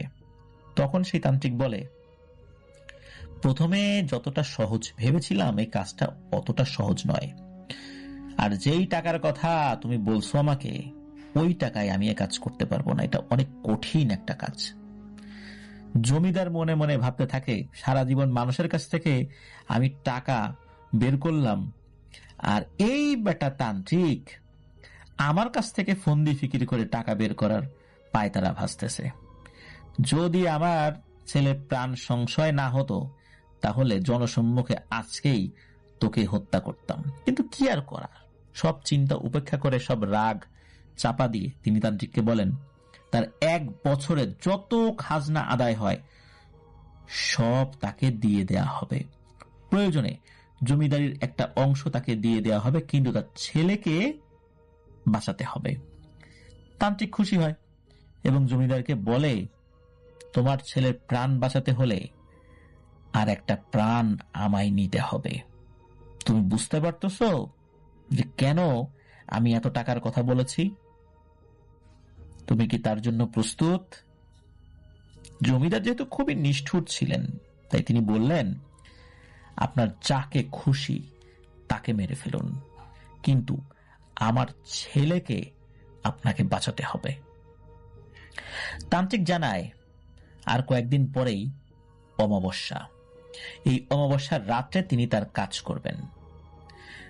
তান্ত্রিক জমিদারকে কিছু সামগ্রী জোগাড় করে রাখতে বলেন। জমিদারও তাকে বলেন যতদিন না তার ছেলে সুস্থ হবে ততদিন কিন্তু এই তান্ত্রিক এখান থেকে যেতে পারবে না। তান্ত্রিকও বেজায় খুশি, কারণ ওই ছেলেটাকে সুস্থ করতে পারলে যে অ্যামাউন্টটা সে পাবে সেটা তো সারা জীবন এই তান্ত্রিকগিরি করেও উপার্জন করতে পারবে না।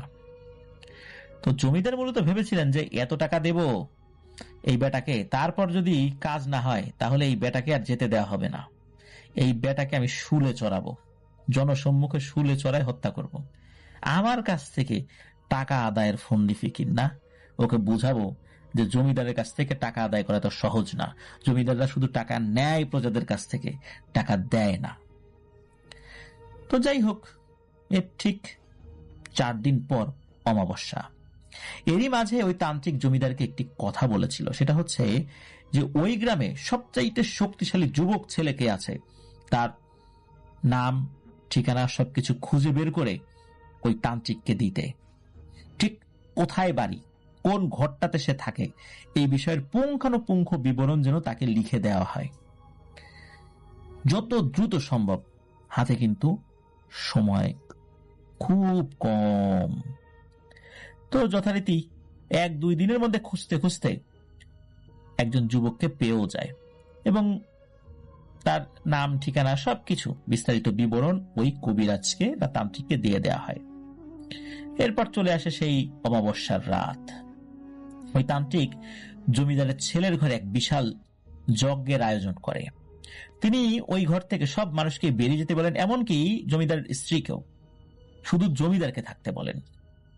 তো জমিদারের জোগাড় করা সব জিনিস নিয়ে তিনি অদ্ভুত মন্ত্র পড়তে পড়তে তার অনুষ্ঠান শুরু করেন। জমিদারও হিন্দু ধর্মের অনেক মন্ত্র জানতো, কিন্তু জমিদার খেয়াল করছে যেই ভাষায় যে মন্ত্রটা পড়ছেন এটা মূলত তাদের প্রচলিত কোনো মন্ত্র না, ভাষাটাও তাদের প্রচলিত কোনো ভাষা না, যেই ভাষায় মূলত হিন্দু ধর্মে বিভিন্ন মন্ত্রগুলো থাকে বা বিভিন্ন পুরোহিতরা যে মন্ত্রগুলো পাঠ করে, এটার কোনোটার সাথে সেটা মিলছে না।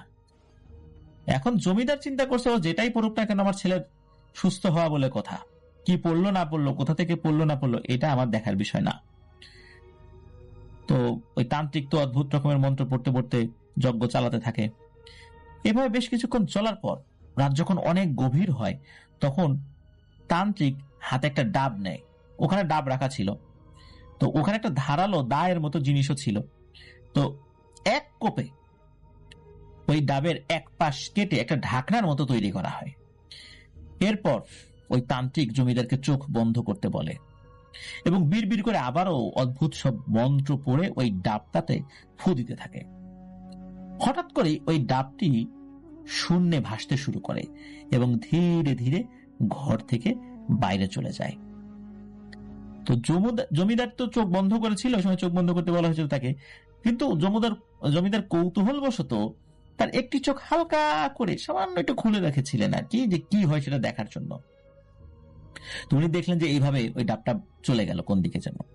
তো অনেকক্ষণ হয়ে যায়, তান্ত্রিক মন্ত্র পড়েই যাচ্ছে। হঠাৎ ওই ডাবটি আবার ঠিক আগের মতো ভেসে ভেসে তান্ত্রিকের কাছে এসে থেমে যায়। জমিদার কিন্তু ওই যে মাঝে মাঝে চোখ একটু একটু খুলে দেখছিলেন আর কি, তান্ত্রিক বলেছিল যে চোখ খোলা যাবে না, চোখ বন্ধ করে রাখতে হবে যতক্ষণ না পর্যন্ত তান্ত্রিক খোলার অনুমতি দেন। কিন্তু জমিদার মাঝে মাঝে তাকিয়ে তাকিয়ে এই তান্ত্রিকের কর্মকাণ্ড দেখছিল। কেন, উনি তান্ত্রিকের উপর বেজায় ক্ষিপ্ত ছিলেন। উনি চিন্তা করছেন এই বেটা একটা ভণ্ড, আমাকে বোকা বানিয়ে মোটা অঙ্কের টাকা নেওয়াটাই হয়তোবা এর উদ্দেশ্য, তা না হলে তান্ত্রিকরা এত টাকা কেন চাবে, যাই হোক এরকম চিন্তা করেছিলেন আর কি। তো জমিদার ওই চোখের যে অংশটা হালকা খুলে রেখেছিলেন, সে ওইটুক দিয়ে দেখতে পান যে তান্ত্রিকের হাতে থাকা যে কাটা ঢাকনার মতো অংশটা, এটা কিন্তু তান্ত্রিকের হাতে ছিল। মানে উপরের একটা অংশ কেটে ক্যাপের মতো সৃষ্টি করছে। আমরা অনেক সময় বোতলে যে ক্যাপটা খুলে ফেলতে পারি, যে প্যাচটা, তো প্যাচটা খোলার পর ধরুন যে ওই জিনিসটা আমার হাতে, তো ওই ডাবটা এক কোপে কাটার পর ওই উপরের অংশটা, ক্যাপের মতো অংশটা তান্ত্রিকের হাতে ছিল, আর অন্য অংশটা ভাসতে ভাসতে চলে গিয়েছিল।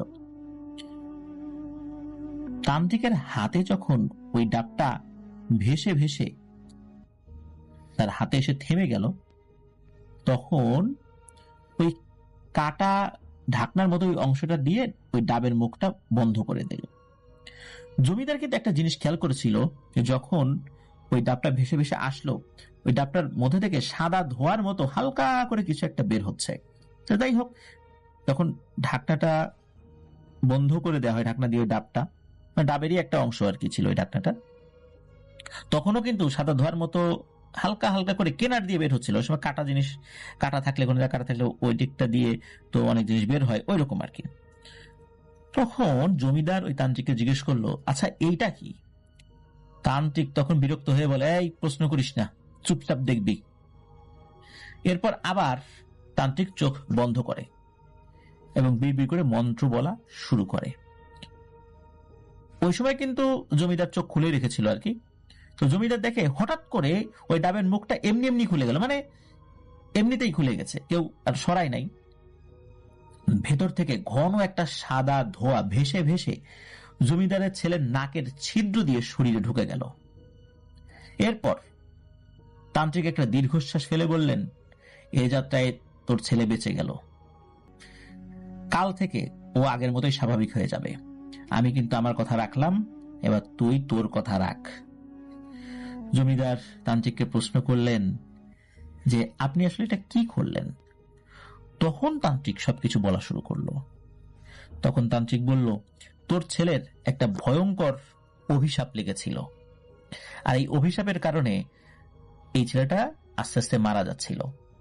কোনো হেকিম ওকে সুস্থ করতে পারছিল না, কিন্তু এটার একটা সমাধান ছিল। তুই কি কখনো নিশির ডাকের কথা শুনেছিস? জমিদার উত্তর দিলেন, হ্যাঁ, রাতের বেলা গভীর রাত হয়ে গেলে কেউ বাইরে থেকে ডাকে কারো নাম ধরে। তখন তান্ত্রিক বলে, ধরে নে এই নিশির ডাকের সাহায্যেই তোর ছেলেকে নতুন জীবন দেওয়া হয়েছে। মনে আছে আমি তোকে গ্রামের সবচাইতে বলশালী বা শক্তিশালী যুবকের নাম ঠিকানা জোগাড় করতে বলেছিলাম? তখন জমিদার বলে, হ্যাঁ, আমি তো সেটা জোগাড় করে এনেও দিয়েছি আপনাকে। তখন তান্ত্রিক বলে যে আমি আমার অর্জিত সবচাইতে শক্তিশালী বিদ্যা, যে বিদ্যাটা আমি সাধারণত প্রয়োগ করি না, এটাই অনেক ঝুঁকি থাকে, নিজের মৃত্যু হওয়ার সম্ভাবনা থাকে, তো নিজের মৃত্যুকে আলিঙ্গন করার সিদ্ধান্ত নিয়েই এই বিদ্যা প্রয়োগ করতে হয়। আমার অধীনে থাকা সবচাইতে শক্তিশালী একটা পিশাচের মাধ্যমে ওই যেই ছেলেটা, ওই ছেলেটা যখন ঘুমায় তখন ওর আত্মাটাকে খপ করে ধরে ফেলতে সক্ষম হয়। এটা কিন্তু সবাই পারে না, এই আত্মা বন্দী করা সব জিন পারে না। জিনদের মধ্যেও অতীব শক্তিশালী মহাশক্তিধর কিছু জিনেরা এই ভয়ঙ্কর জাদুবিদ্যায় পারদর্শী। জিনেরা সাধারণত মানুষকে স্বপ্ন দেখাতে পারে, কিন্তু আত্মা ধরা এটা অত্যন্ত দুরূহ ব্যাপার। মূলত ওই জিনকে দিয়েই আমি একটি কাজ করেছি। প্রথমত, ওই ছেলেটা যখন ঘুমিয়েছিল তখন ওকে বাইরে থেকে ডাক দেয়া হয়েছে। তো ও স্বপ্নের মধ্যেই ও দেখছে ওরই পরিচিত ওকে একজন বাইরে থেকে ডাকছে। তো ওই ডাকে ওর ঘুমও ভেঙে যায়। ঘুম ভেঙে যাওয়ার পর ও সিদ্ধান্ত নেয় ও বাইরে আসবে। ও স্বপ্নের মধ্যে দেখেছে ওর পরিচিত একজন বাইরে থেকে ডাকছে, ও মনে করছে সত্যি সেই ব্যক্তি এসেছে, এবং ওর একজন খুবই পরিচিত বন্ধুর সুরত ধরে স্বপ্নের মধ্যে তাকে ডাকছিল, এবং একই ডাক বাইরে থেকেও হচ্ছিল, যার কারণে ও ঘুম ভেঙে যাওয়ার পর স্বপ্নের মধ্যে যে ডাকটা শুনছিল সেটা বাইরে থেকেও শুনতে পাচ্ছিল। আর ও উঠে যখনই দরজা খুলে দিয়েছে তখনই অজ্ঞান হয়ে পড়ে যায়। মূলত ওই সময় ওর আত্মাটাকে বন্দি করে ফেলা হয় চূড়ান্তভাবে। আর ওই যে ও অজ্ঞান হয়ে পড়ে গেল, ওখানেই ওর মৃত্যু হয়েছে। কেউ জানবে না, বুঝবে না যে কি কারণে এই মৃত্যুটা হলো। তো এইভাবেই নিশির ডাকের মাধ্যমে শক্তিশালী এক জাদুবিদ্যা প্রয়োগ করে ওই ছেলেকে হত্যা করা হয়েছে এবং ওর প্রাণ শক্তি এই ডাবের মধ্যে নিয়ে আসা হয়েছে এবং এই ডাব থেকেই আবার ওই প্রাণ শক্তি তোর ছেলের মধ্যে প্রবেশ করানো হয়েছে। এটা খুবই কঠিন এবং শক্তিশালী এক জাদুবিদ্যা এবং এই জাদুবিদ্যা অল্প সংখ্যক লোকই পারে, কিন্তু পারলেও এই জাদুবিদ্যা কেউ প্রয়োগ করে না। তো যাই হোক, এই সব কথা বলেন এবং জমিদার এটাও বলেন যে বহু বছর কঠিন থেকে কঠিনতম তন্ত্র সাধনা করার পর এই বিদ্যা সে অর্জন করেছে। আশ্চর্যজনক ভাবে হয় কি, পরের দিন থেকে জমিদারের সেই ছেলেটা একদম সুস্থ হয়ে যায়। জমিদার যখন ওই তান্ত্রিকের লেভেলটা বুঝতে পেরেছে যে কোন মাপের তান্ত্রিক, তখন কিন্তু সে জমিদারের যে চুক্তি ছিল ওই তান্ত্রিকের সাথে, সেই চুক্তি অনুযায়ী মোটা অঙ্কের টাকা এবং জমিদারের একটা অংশ তান্ত্রিককে দিয়ে দেয়। এরপরে জমিদার তার এক পেয়াদাকে তলব করে এবং গ্রামের ওই যুবকটির খোঁজ নিয়ে যখন আসতে বলে, তখন ওই পেয়াদা লোকমুখে শুনে যতটুকু খবর সংগ্রহ করে, সেই খবর নিয়ে যখন জমিদারের কাছে এসে জানায় যে গত রাত্রে পরিবারের সাথে সে ঘরেই শুয়েছিল, হঠাৎ নাকি গভীর রাত্রে সে দরজা খোলে, তারপর অজ্ঞান হয়ে যায়। এরপরে আর কেউ কিছু বলতে পারে না। এরপরে দেখা যায় যে সে মারা গেছে, জাস্ট এতটুকুই জানে। ওই ছেলেটার নাম নাকি রতন বা এই টাইপের নাম ছিল বলে জানা যায়। আসলে এটা নিশ্চিত না, নাম শুনতে শুনতে মানুষের পরিবর্তন হয়ে যায়, যেহেতু অনেক আগের ঘটনা। তো আমরা একটু বোঝার জন্য রতন নামটা ইউজ করলাম আর কি, তবে হয়তো বা কাছাকাছি বা অন্য নামও থাকতে পারে।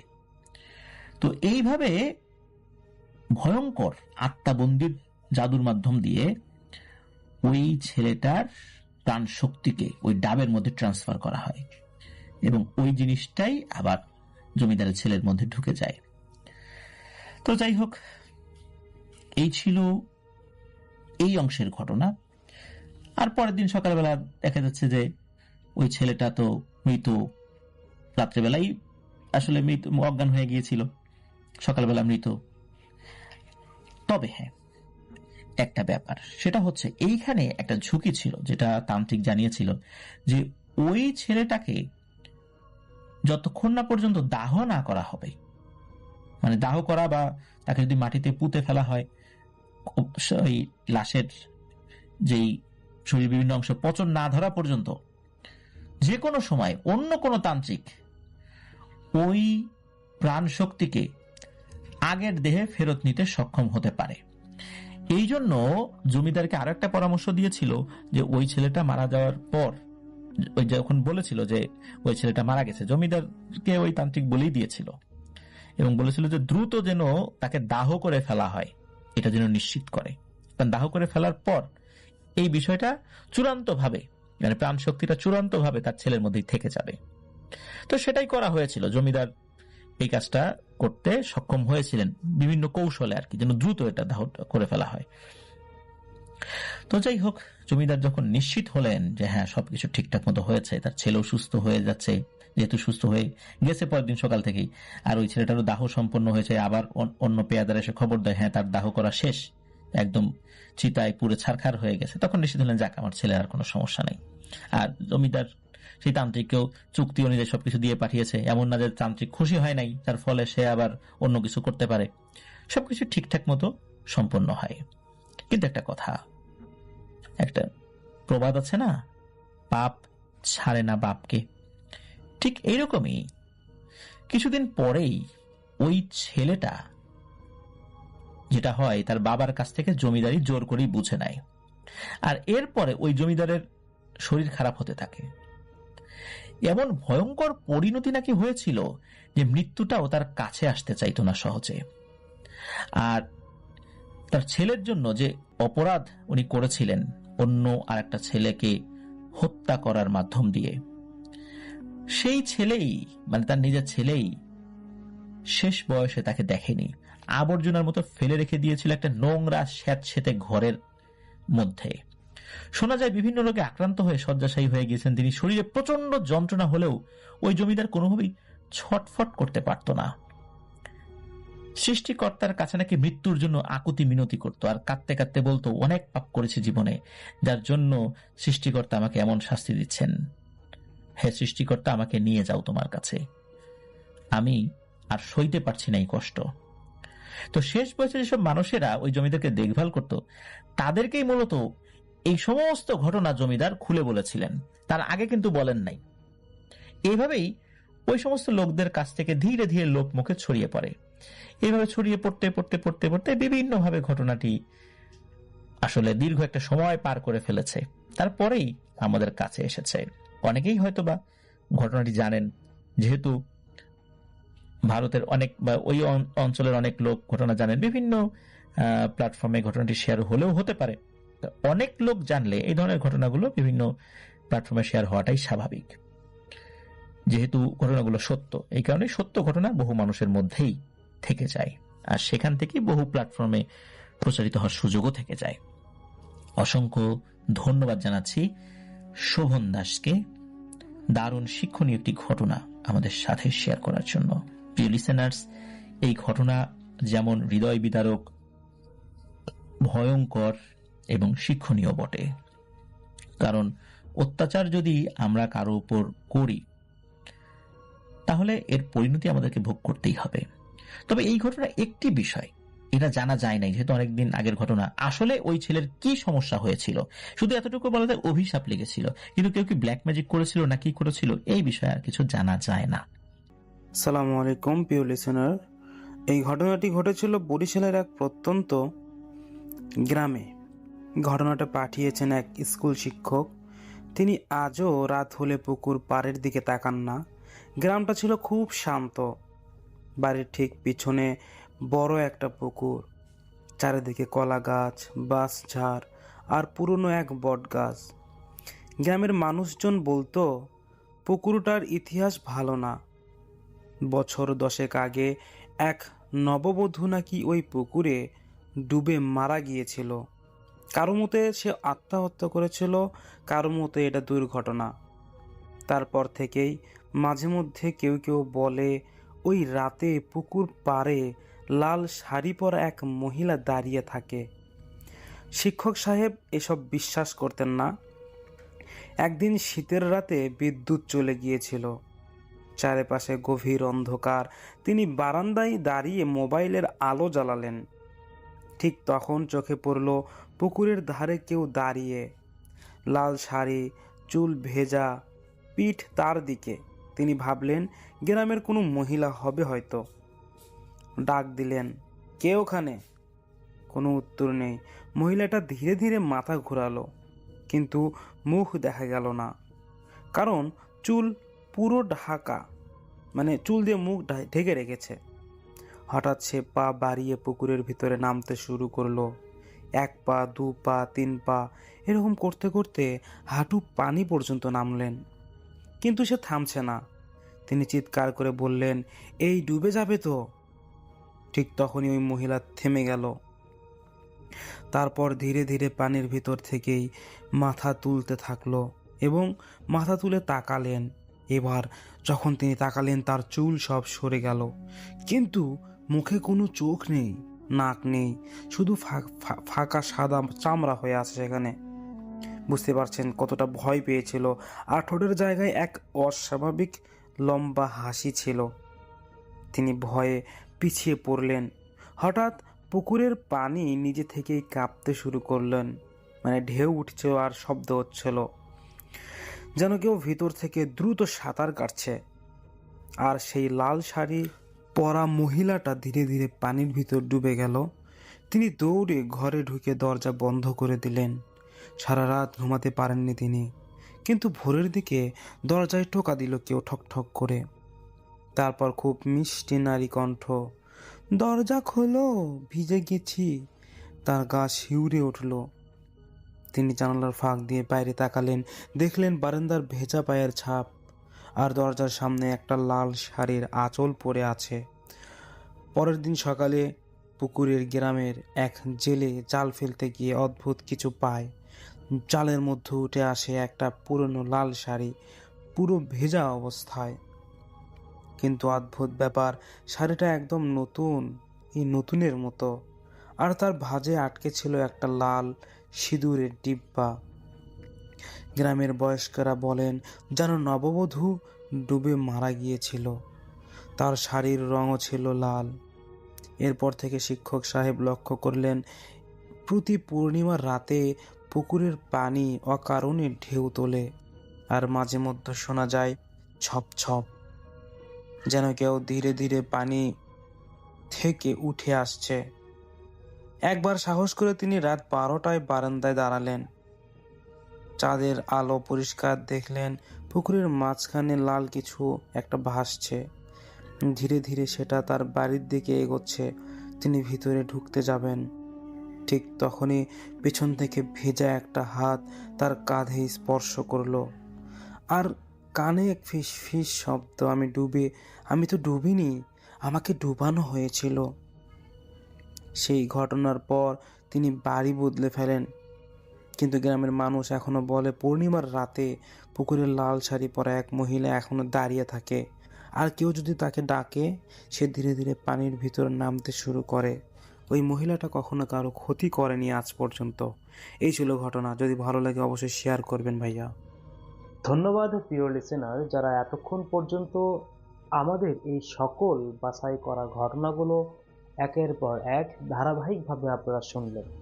লিসেনার্স, আমরা কিন্তু প্রতিনিয়ত আপনাদের জন্য এইরকম সকল বাছাইকৃত ভয়ঙ্কর সকল ঘটনাগুলো এই চ্যানেলের মাধ্যমে আপলোড করে থাকি। লিসেনার্স, আমরা চাই আপনাদের জন্য এইরকম সকল ভয়ঙ্কর ঘটনাগুলো কালেক্ট করে আপনাদের উপহার দিই। আমরা কিন্তু এই চ্যানেলের মাধ্যমে প্রতিদিন রাত 10টায় আপনাদের জন্য এই সকল বাছাই করা ঘটনাগুলো আপলোড করে থাকি। আপনারা যে যেখান থেকে আমাদের ঘটনাগুলো দেখছেন বা যে যেখান থেকে আমাদের ঘটনাগুলো শুনছেন, তাদেরকে আমি জানাতে চাই যে আমার এই চ্যানেলে যদি আপনারা নতুন হয়ে থাকেন, মানে আজকে এই ঘটনায় দেখছেন, তাহলে আপনারা সবাই এই চ্যানেলটিকে সাবস্ক্রাইব করে রাখবেন। আমরা কিন্তু প্রতিনিয়ত আপনাদের জন্য এইরকম ঘটনাগুলোই আপনাদের উপহার দেওয়ার চেষ্টা করি। আর অনেকেই অনেক আগে থেকে আমাদের এই চ্যানেলের মাধ্যমে আমাদের ভালোবাসা দিয়ে যাচ্ছেন। এই চ্যানেলের মাধ্যমে আমাদেরকে লাইক, কমেন্ট এবং এই চ্যানেলের মাধ্যমে শেয়ার করে যাচ্ছেন অনেক আগে থেকে। তাদেরকে আমার প্রাণ ঢালা ভালোবাসা এবং অভিনন্দন। আমরা আপনাদেরকে বলতে চাই, যারা আমাদের আগে এবং এখন থেকে যারা আমাদেরকে ফলো করেন, এই সবার মধ্যে, এই সকল সদস্য বা মেম্বারের মধ্যে যদি কারো কাছে ভয়ঙ্কর ঘটনা ঘটে থাকে, কারোর সাথে ঘটে থাকে, তাহলে সেই রকম ঘটনা, সত্য ঘটনাগুলো যদি আমাদেরকে আপনারা দিতে চান, তাহলে অবশ্যই আপনারা আমাদেরকে মেইল করবেন অথবা হোয়াটসঅ্যাপে আমাদেরকে পাঠিয়ে দেবেন। আমাদের চ্যানেলের ডিসক্রিপশনে আমাদের মেইল আছে, আপনার মেইল পাঠিয়ে দিবেন আপনাদের ঘটনা। সবাই ভালো থাকবেন। পরবর্তীতে কার কোন ঘটনা শুনতে চান তা অবশ্যই কমেন্ট করে জানাবেন। ধন্যবাদ। আসসালামু আলাইকুম।